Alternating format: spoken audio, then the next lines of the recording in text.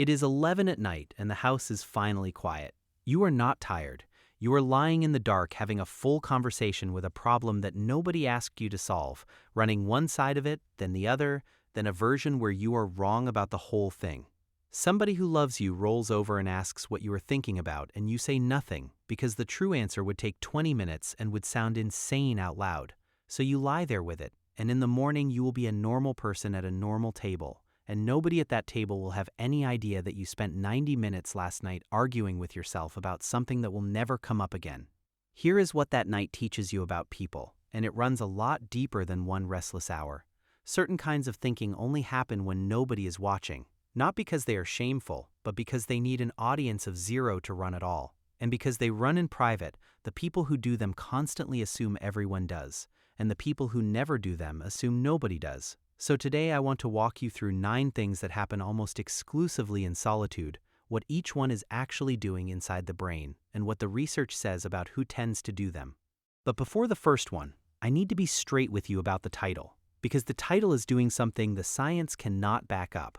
There is no behavior on this list that only rare intelligence produces. That is not how any of this works. There is no habit you can perform that functions as an IQ test, and there are brilliant people who do not do a single one of these things. What is actually true is more interesting. Every item on this list tracks a measurable trait called need for cognition, which is the tendency to seek out and enjoy effortful thinking. First described by John Cacioppo and Richard Petty in 1982. High need for cognition correlates with certain kinds of performance, but it is a preference, not a score. So take this as a description of a type of mind, not a verdict on yours. Number 1. You rehearse conversations that have not happened yet, and sometimes conversations that never will. In private, you run the difficult talk with your boss 4 different ways, testing what they might say back, adjusting. From the outside, this looks like anxiety, and sometimes it is. But the same behavior is also what strategists and negotiators are formally trained to do, and the brain doing it is running its simulation network, the same system it uses to imagine the future and model other people's minds. The tell that separates the useful version from the anxious version is simple. Useful rehearsal changes with new information and eventually stops. Anxious rehearsal replays the identical scene on a loop and never resolves. Same behavior, 2 completely different engines underneath. Number 2. You look things up that have no use to you whatsoever. Not for work, not to win an argument. You read about how a specific bridge was built or why a particular empire ran out of silver, knowing with complete certainty that this information will never be needed by you or anyone you know.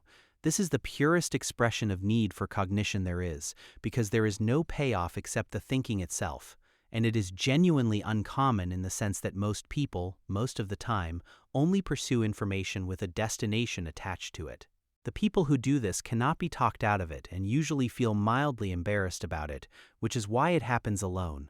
Number 3. You argue against your own position when nobody is there to argue with you. You reach a conclusion you like, and then instead of enjoying it, you immediately start hunting for the strongest reason it might be wrong. Researchers call the general skill actively open-minded thinking, and it is one of the few habits of mind that reliably predicts better judgment on messy real-world questions. It is also socially costly, which is exactly why it retreats into solitude. Do it out loud in a group and you look indecisive. Do it in a meeting and somebody thinks you are undermining yourself. So the people who do it learn to do it in the car, in the shower, at 11 at night in the dark.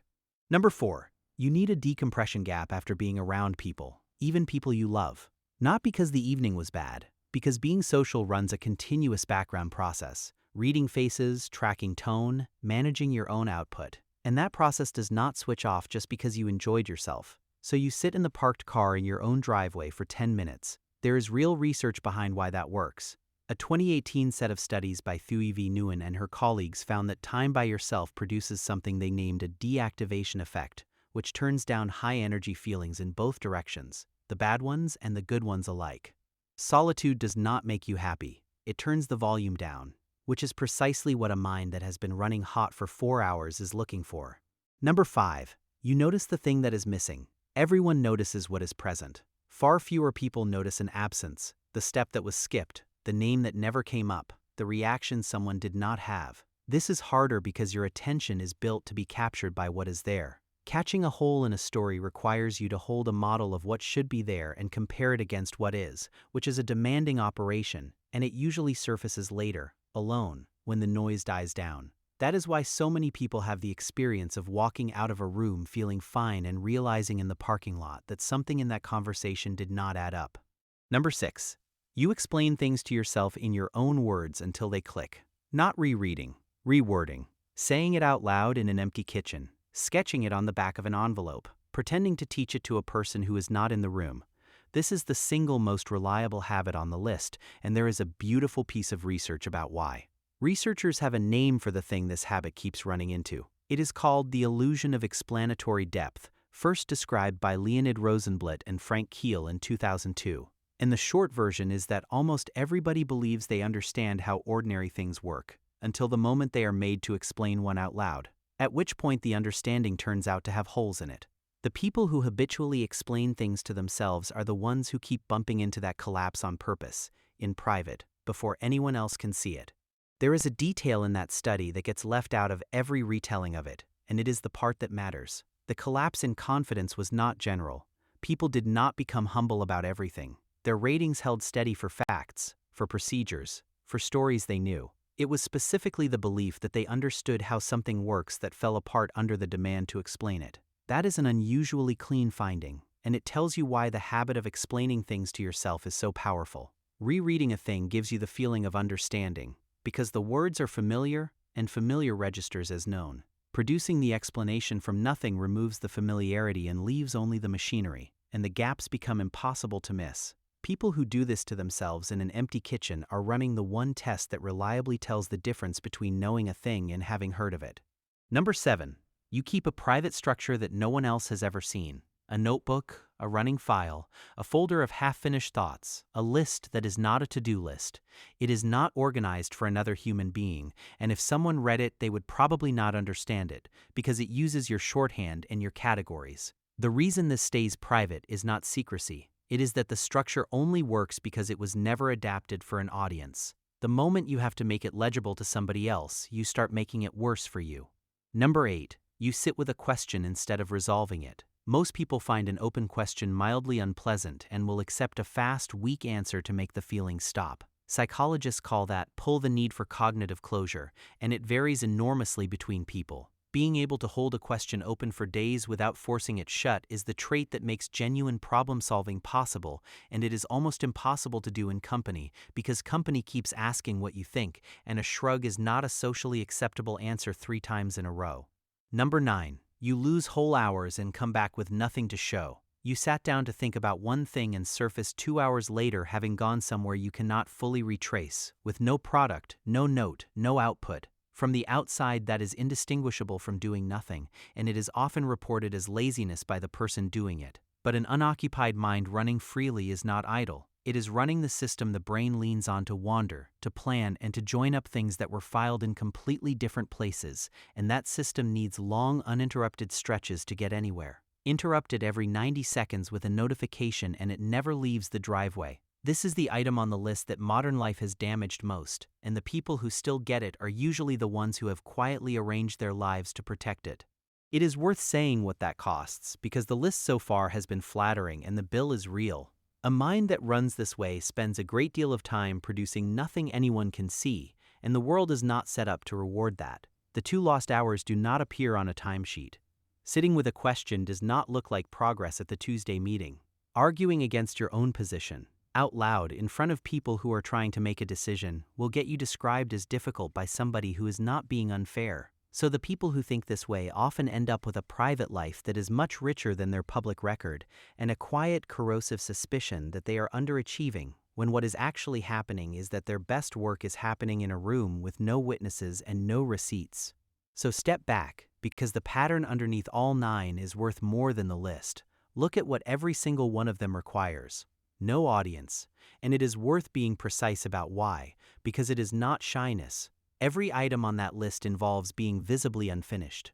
Rehearsing means you have not decided. Arguing against yourself means you are not sure. Sitting with a question means you have no answer. Losing 2 hours means you have nothing to show. Being around other people creates a constant low, mostly unconscious pressure to appear resolved, and thinking of this kind cannot happen in a resolved state. So it goes where the pressure is not, which is a locked bathroom, a long drive, a dark bedroom at 11 at night. Now, the part where I keep my promise about the title. There is a real finding in this area, and it deserves an honest description. In 2016, Norman Lee and Satoshi Kanazawa published work in the British Journal of Psychology finding that frequent socializing with friends predicted higher life satisfaction for most people, but that this link was weaker among more intelligent people, and in some of their analyses reversed.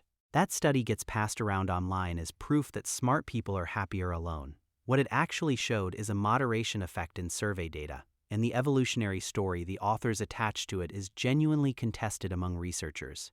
So the responsible version is this. There is some evidence that people who score higher on cognitive measures get less life satisfaction benefit per hour of socializing. There is no evidence that any of it makes you rare, and there is certainly no evidence running the other way, where doing these 9 things proves anything about your mind. Which brings us to the payoff, and it is the opposite of what a list like this usually delivers. If you recognized yourself in most of these, the useful conclusion is not that you are unusually intelligent. The useful conclusion is that your mind runs a process that requires privacy, and that you have probably been treating that requirement as a character flaw. People who need the parked car decompression call themselves antisocial. People who lose 2 hours call themselves unproductive. People who argue with themselves at midnight call themselves anxious, and in every case they are describing the price of the equipment as though it were a defect in it. The other half of that is just as important, and it is for the person watching this who did not recognize themselves in a single item. It does not mean your mind is quieter or smaller. It means it does its work in a different mode, and there is a decent chance you do your best thinking out loud, with another person in the room, in exactly the setting where the people on this list go silent. That is not a lesser configuration. It is the one most of human progress actually ran on, because most ideas get finished in conversation, not in a dark bedroom. So the next time you are lying there at 11 at night running one side of a problem and then the other, having a conversation with yourself that would sound insane out loud, understand what you are actually doing. You are not malfunctioning, and you are not wasting the night. You are using the only room where a mind is allowed to be unfinished, and the reason it has to be a private room says more about the rest of us than it does about you. If this made your own head make a bit more sense, leave a like and subscribe before you go.